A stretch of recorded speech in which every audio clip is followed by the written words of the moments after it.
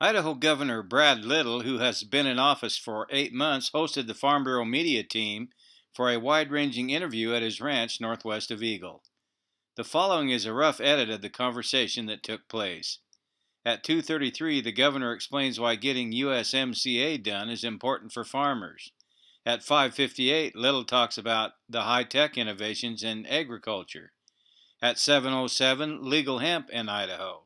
At 8:02, Wolf Control Board funding. 10:30, transportation concerns and costs. And at 13 minutes, his thoughts on private property, public access disputes. Ag was a little slow to start. I think ag might be one of my top performers. I think the Department of Agriculture may get rid of more rules or simplify and straighten out more rules than any other agency. So, these are the guys, like that work for Brian Oakey that roll up their sleeves and have to inspect warehouses. I think one of the rules we're going to have is now, if you take your grain, if you're a farmer and take your grain, you can get an electronic receipt. So that you don't have to wait in line to get a paper receipt. That's going to be one of the changes, but it's just going to be easier in all these different areas to do what you have to do to comply with laws. So at least for farmers and ranchers in Idaho, at least for state rules, it's going to be less burdensome. And and easier to understand. Okay. They just, if you're a big company or you got a lawyer, those people are familiar with the rules. But if you're an individual, whether it's a farmer, a rancher, or somebody that's involved in food processing, anything with agriculture, it's just going to be a lot easier to read. Our family was originally in the sheep business and then converted more to cattle, and then in '62 Dad sold the sheep. So I'd been involved in the sheep business, but my aunt, who operated right here, she was in the sheep business all her life. And then when she passed away, she didn't have any kids, so I, over a period of time, bought out my cousins and got back into the sheep business. So I'd been in the sheep business where Dad had been, and then I got into the sheep business, and of course my wife's family's in the sheep business, so my heart in a lot of places is still in the sheep business. When I was in junior high and high school, I used to get out of school and we trailed cattle from Emmett to Cascade for a month steady. One bunch of steers, one bunch of heifers, two bunches of cows. That's what I did. There were a lot of summers I was on a horse for 80 or 90 days a summer. Wow. Our sons are running the ranch now, but when I was doing it, we used to raise all our own hay, and now we're mainly corn, but it's good because we winter the cows on the corn stalks. If we can get the USMCA done, then our leverage in Europe and Asia goes way up, because then we're talking collectively. And I just think it's a huge priority for agriculture. But, we've got a lot of commodities in Idaho where trade is critical. And if we don't have those markets, we lose those markets, or there's uncertainty in those markets. These commodity prices are pretty low right now, and you don't need that lack of stability. We've got this incredible change taking place. Last night I was with some friends of mine from St. Mary's, and they were talking about the onslaught of people from out of state coming into St. Mary's and wanting to change things, and that's a common theme around Idaho. Idaho's such a great place, and the environment in some of these other states, whether it's for business, whether it's for regulation, whether it's basically the values of the community, is such that's why we got a lot of growth in Idaho. When they come here, and they come here because of the open space that we have, because of the communities that are there. And I have to remind these people that are moving into these urban areas that if they go to Boise or Coeur d'Alene or Idaho Falls and they want to get out on the weekend and they want to go camping or they want to go fishing or they just want to go up and look at the beautiful part of Idaho, remember it's rural Idaho that's paying for the public safety, they're paying for the health care, emergency medical services. We had Capital for a Day in Grangeville the other day, and it's critical that we have people so that no matter who you are, if you're out and you have an emergency service, that there's somebody there that shows up in an ambulance if, heaven forbid, something happens to you. Those are the rural communities that have been here, and those urban people need to realize what a service that is. my big thing when I started this job, when I started running for it, my big thing, and it's very germane to your members, is I want our kids to be able to stay in Idaho. We know farms are getting bigger. We know dairies are getting bigger. We know food processing plants are getting more efficient. So we have to have jobs. Some of this equipment, does what 20 people used to do, and a lot more comfortably too. As that takes place, we have to have new opportunities, and I want a lot of them to be in rural Idaho, so that if you want your son or daughter to come home to the ranch or the farm, that their spouse might have an opportunity to work in something, a small manufacturing plant, a service industry, maybe an engineering firm, and maybe do both. Maybe have the farm and have a supplemental income. So that growth that's taken place there is really beneficial, because it allows us to do what I don't want to do, and that's export our children out of Idaho. We need to have those jobs. So I always like to say, whether it's a road, whether it's a railhead, whether it's adding value, anything I can do to move farm ground closer to the ultimate consumer, whether it be overseas or in the United States, is a good thing for Idaho. It's on steroids. Okay. The people that survive in this business are people that work hard and innovate. And I mean, innovation can be everything from the fact that you're individually identifying your cows and you're keeping the best ones, you're using better genetics, and you're going off, and it depends upon whether you're going into embryo transfer, the technology that we have on the farms. Like I said, our sons are running the ranch, and I drove in, this is 2 or 3 years ago, and I said, "What's that antenna up there?"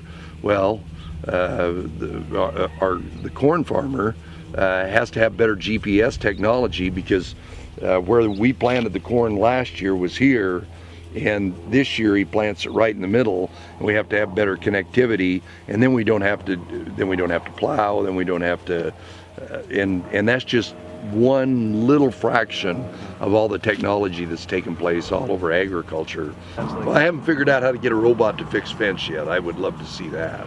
We will have a policy on hemp in Idaho. We'll have, I don't want, whether it's law enforcement or whoever it is, to have a conflict when a interstate truck comes across the border carrying hemp.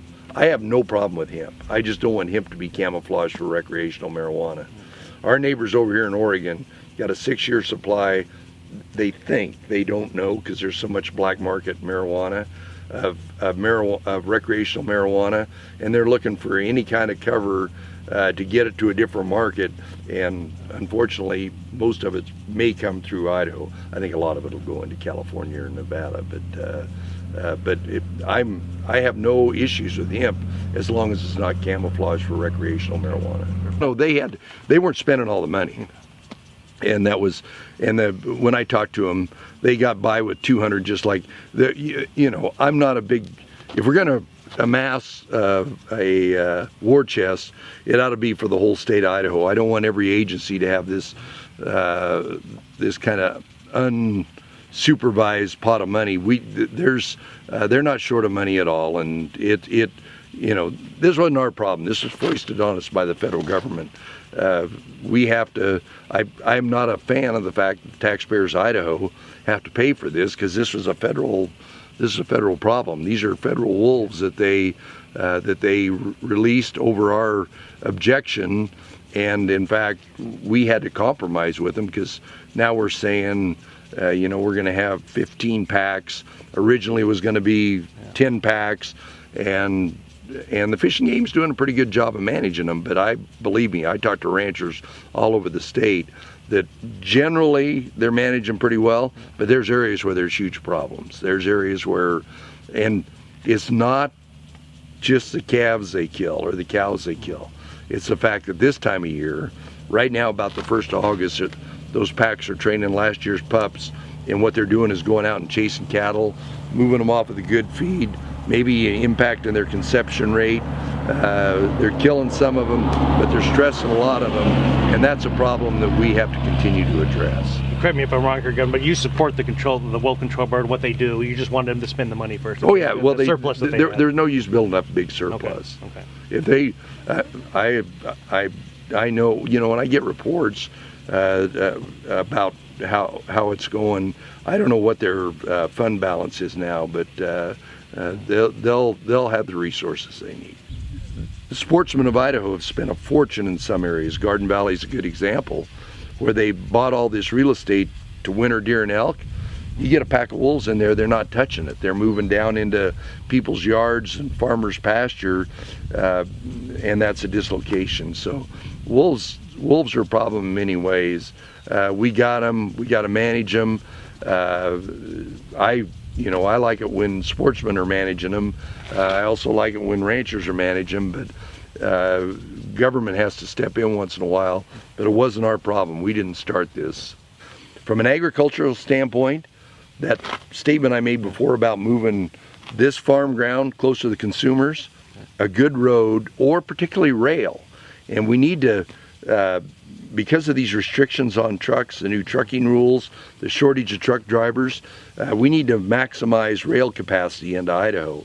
I met with a bunch of farmers probably a year ago, and we're talking about shipping potatoes out of the state on rail, and having rail cars available for fresh or frozen, but mainly we're talking about fresh packed potatoes. They said, I don't care if you haul my potatoes or his potatoes or her potatoes, just get potatoes out of Idaho. And so better and more rail capacity, better roads. Obviously the port facility at Lewiston is incredibly important for getting our grain out of Oregon, Washington. We don't get much Oregon grain, but a lot of Montana grain. That's very critical, because if we lose that port facility, that means there's going to be more trucks demanded. We've already got a truck shortage, so more capacity and better roads, because all these commodities in Idaho, we don't consume that many of them here in Idaho. We got to get them out of here. So roads are transportation is critical. It is critical, and we're doing okay, but our bridges are getting too old. You get down in this part of the state and below, you got to remember when those canals were put in. All those water projects were put in, and all those bridges over those canals are getting to the end of their life. And we've, some counties, the county road department's just got a massive number of bridges that we got to have money there to where, because when they get to where they say, well, we're going to put a load limit on this, and to get your potatoes to the plant or your wheat to the railhead or to the wherever it is, if you can't put a fully loaded truck across it and you can only take empty trucks, you got to go around. That's a lot of money to agriculture. I am convinced when I go all around the state and talk to county commissioners and highway district, we're going to have more money for the locals also, besides our state system. Okay. The best thing we can do is have good partnerships, so that whoever the public is that want to get out on private land, to where A, they're respectful. That's very important. And B, they understand that there's certain times of year when you're weaning calves or you're harvesting or you're out in the field, and some people say, by golly, this is the starting day of bird season or deer season or whatever it is, I'm going out. That's always going to be an issue, but those are best resolved when the people that want to utilize them sit down with the people that own the ground and are respectful of that private property. And in the instance of the Wilkes brothers, there was always open for sportsmen. It was always open for hunting. It was open for mushrooms and huckleberries and wood cutting. But it's kind of the same issue. As the world gets smaller, there's more and more pressure on it. And but they also have to be good neighbors, and they can't shut down public roads. And I know there have been a couple of instances where there was a question about the status of that road, and the public paid to keep it open, and it was designated as a public road. That's a whole different deal. Quite a few. One of them was the easiest thing to do is spend somebody else's money. You know, he was chairman of the Finance Committee, the Joint Finance and Appropriations Committee, and part of the reason he was put in there very early, I think he only served 2 years and then he became chairman, was because of that rock hard, fiscal conservative, don't spend money that you don't, that if you're going to spend the public's money, you got to spend it like you're spending your own. And he always, you get mad politically at somebody, and he said, doing things in the public forum because you're mad at somebody is bad policy. You got to get over that. He had a pretty good reputation of getting along with everybody, and I learned a lot from that.